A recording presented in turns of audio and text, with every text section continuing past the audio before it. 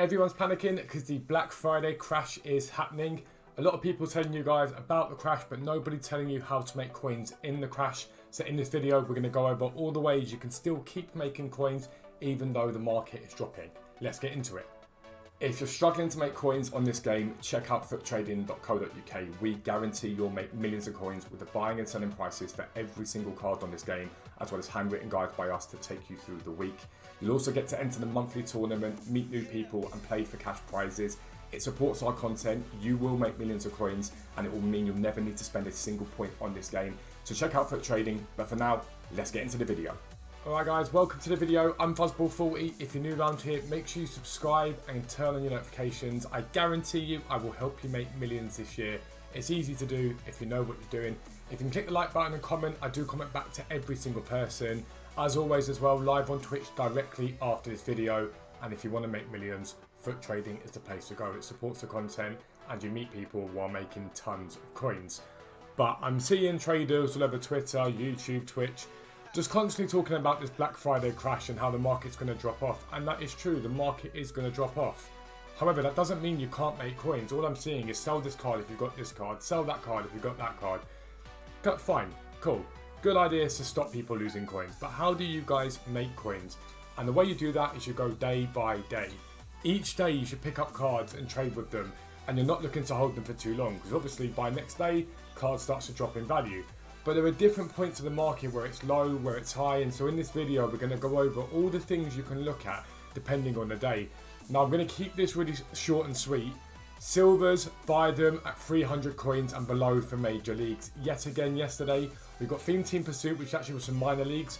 All of those silvers boomed, and we got Daily SBC, all of those silvers boomed. It was a ridiculous amount of profit. I made another 100,000 coins just with some cheap silvers sat in my club as I dropped my control. But having said that, silvers are fine. We talked about them a lot. What else can you guys be doing? I'm going to show you something now. Yesterday we got Thiago Silva's SBC, okay? So I'm going to show you these guys here is what I'm interested in right now. Yesterday we got Thiago Silva's SBC. Absolutely fantastic SBC. Really good card. What happened? Centre backs got smashed. They have all completely and utterly capitulated. They've dropped so far, right? Last time this happened, everything did rebound. Now, would I say to you right now, go out and buy Militao, go out and buy Araujo. If you've got loads of coins, go out and buy Company or Van Dijk? No. What I would suggest you guys do is anytime you see a gigantic crash in this market, on the website under fluctuations, we've got the percentage these cards are down. You have to sit there and think, is this a natural drop off because of that card? And a lot of the time it isn't. Militao was at 49k, alright? Look at his hourlies. That was yesterday, 70 down to 43,000 coins. Now you can see there's already been a degree of bounce back in him from the 43,000 coin low up to sort of 49 now, right? Does that mean that you guys go and buy at 49? No, it doesn't. I would keep an eye on every single centre back on this game. At the weekend, because of the talk about Thiago Silva, because of the evolution and whatnot, centre backs got hit and everyone was like, don't touch them, don't touch them. I've been bought loads of them for my Sunday flips and made loads of coins. Loads of coins. Because there's only so far a card should drop, okay? So someone like Militao, you've now got Thursday evening, whatever happens tonight, marquee matchups, probably going to hold his price down to a certain degree. Then Friday, new promo, Saturday, promo packs, and Sunday, Saturday, weekend league / squad battle rewards, okay? His price is going to get held down, but it will bounce back. If this card gets down to 40 in and around that by the end of the weekend, I'll be buying quite a few because I'd see him getting back to 50 again. All of these cards, Araujo, Company, Van Dijk, Rudiger, all of them should be looked at. They are risky, yes, I get that, but again, 20% and above usually is a sign that that card's a decent card to buy, and buy them with shadows. Always buy them with shadows, it covers off your risk, okay? But trade day to day because of this. Doesn't mean you go out now and buy Militao's, no, but check his price. Keep an eye on his price. Keep an eye on Araujo, Rudiger, Saliba, all of these guys. Check their prices continually and see what they do. If they drop far enough off and they really capitulate, that's usually a sign that there's a decent amount of coins to be made there. I did it last week, it worked great, okay? So that's just something to think of. The next thing that I want to talk about are cards that are basically at discard price. These cards that don't really have major risks. So someone like Olga Carmona, okay? She's at 13.5. She was 13,000 coins yesterday, okay? This card is not the most incredible card, but she fits into the Trailblazer evolution. So some people will do her. She is a potential alternative to Mendy if you need to link up Real Madrid players. I don't really buy that sort of mechanism in terms of what she could have, couldn't be. But understand that Olga Carmona's 13,500 coins. 86 rateds on this game aren't far off that price. So some people that want to can go and buy this card and turn her into an 86 rated card doing that evolution. She's not that much of a risk, and sometimes you've just got to use your brain and think, actually, could this card go up in value? Now, if you bought this card at like 12k, 12.5k with a shadow on it, you can't really go wrong. What is your risk? 1,000 coins probably? Not massive risk, but if she gets up out of packs, then you've made decent profit. Again, cards that can't really crash any further are really decent to buy in, so I wouldn't stress about that whatsoever. Again, something else I want to show you guys. These are the Centurion icons from last week. All of them being packed like crazy, continually packed, and they sort of, this gives you the hourlies from Monday. What it doesn't really show you, and it's actually better on Footbin to show you it, is by the time they came out of packs, these cards all dipped down quite heavily, and then they rebounded back. They dipped off again, and they rebounded back. You can't really see it on Footwiz for some reason, but keep an eye on these prices. Because again, Wednesday, Coleman 155, obviously been hammered down because of Thiago Silva, because he's centre-back. Has rebounded back. Icons are usually stronger than other cards. But he got down, I bought into a few of him and made very good profit out of him.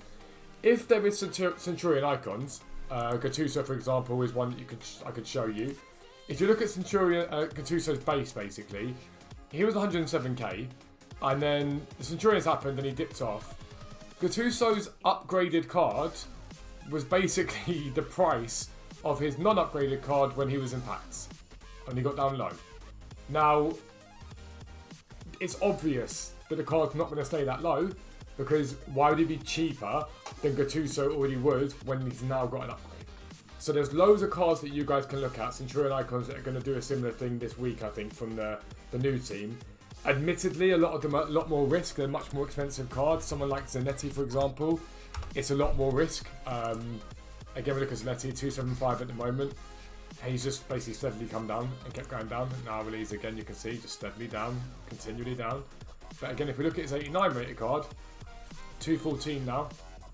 And again, was way higher before dipping off when the new Centurion icon came out. So again, does that mean that Zanetti's going to fly in price? Not necessarily, but again, if he gets sold off on Fridays, people try new cards out and whatever, there probably is an opportunity to buy there. It's all this stuff comes with risk, but quick flips over a day or two are really, really solid to do. You haven't really got that much of a risk. The only problem you have with Zanetti, for example, is if a right back came out that replaced him, or a card in a similar position or similar nation caused him a problem.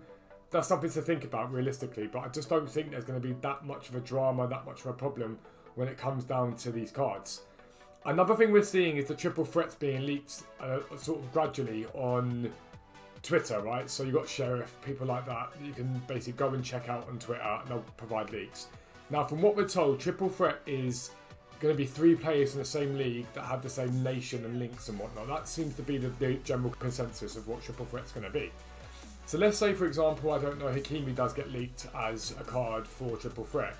You're then looking for Moroccans from Ligue 1 that potentially link to him. Now, it's all very sort of guesswork, and well, is this player going to be in it? Is that player going to be in it? But again, these guys might provide links to each other, so there's a chance you can make some coins there. Does it mean that you go out now and rush by them? No. But if a card gets leaked, 9 times out of 10, it will rise. People go and buy it. I'll show you Anthony Gordon. This card was leaked as an SBC, okay? This Pundit SBC, which is actually really meh, okay?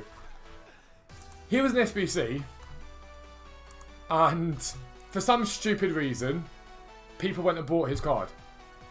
I don't understand why they've done it, because it literally said on the leaks, SBC.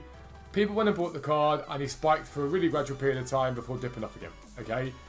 Everyone rushes to buy these cards. Messi last week, the same thing happened. Hakimi, when everyone thought his team of the week. Everyone rushes to go and buy these cards, when a lot of the time this year, out-of-pack investments haven't done well. So if you want to turn notifications on X, Twitter, for these leakers, go and see what they're saying. If you get a ping that says Hakimi's leaked to come as a right back, go and buy a few, and then sell him quickly. Don't hold him for too long, for people to realise he's gone up too high or whatever. Sell him in the hype, get him gone, make quick profit. The other day you guys saw me buy Araujo. When Araujo dropped off because he wasn't in team of the week, he dipped off. So he went from, again I've just dropped my controller, he went from like 21k all the way down to like 13, 14k. We bought a few and sold him for 16.5k. Just whenever there's a big unnatural drop, buy a few cards, hold them. Within a few hours you'll be able to sell them back for 10, 15% more, 20% more. And it all adds up the more you do this. All these things are stuff that you can do. And just because the market is trending downwards, it does not mean it's just one line completely capitulating down. It's a gradual process. You'll see everything drop off over this weekend, and then they'll bounce back again probably first couple of days next week. Then it will all drop down further than it was last week, and then it'll bounce back a little bit again, then drop down further than that week. That's how a drop works. It doesn't just keep going down and down and down and down and down and down and down. If you get your buy and sell points right, you can't go wrong. And like I've said so many times before, if you want to protect yourself, go and buy silvers. They don't get affected by market drops like this. They're immune to it. They don't act in the same way that golds and specials and whatnot act. They react to supply and demand. Tonight, loads of supply, less demand because of that. Again, a daily SBC on Friday or Saturday sees them boom. A theme team pursuit sees them boom. It's really simple, it's really effective, and you're covering off any potential losses you make elsewhere if you try to make other plays, if you try to buy other cards. It's not hard. And I'm seeing a lot of people making you guys panic, and there's no need to panic. Just think smartly about what it is. Try and get anything you bought one day sold by the next day or two. Don't hold on to anything for too long, because that's when you risk losing coins. You just want to be continually flipping cards on as much as you possibly can. Unless you bought in what is likely to be a low on like a Sunday, then you've got some sort of breathing room to hold into the Monday, Tuesday. You've just got to be smart about what you're doing, alright? No need to panic, no dramas, no over the top market crash dramatics. That's all you've got to do. So think about it, use your coins well, spread them out amongst multiple places. The more your coins are spread out, the less risk you have, because if one doesn't go well, the other 5 might go brilliantly, so it offsets that one. We're all in the same boat with it, and that's just how to trade at the moment. If you're new around here, subscribe down below. Like I say, check me out on Twitch directly after this video. If you have questions, queries, concerns, I'm there to help you guys out. Check out Foot Trading to 8 millions as we move towards our Christmas giveaways. It's going to be giving away a PlayStation 5. It's going to be incredible. But for now, I'm out. Peace out. Speak to you soon.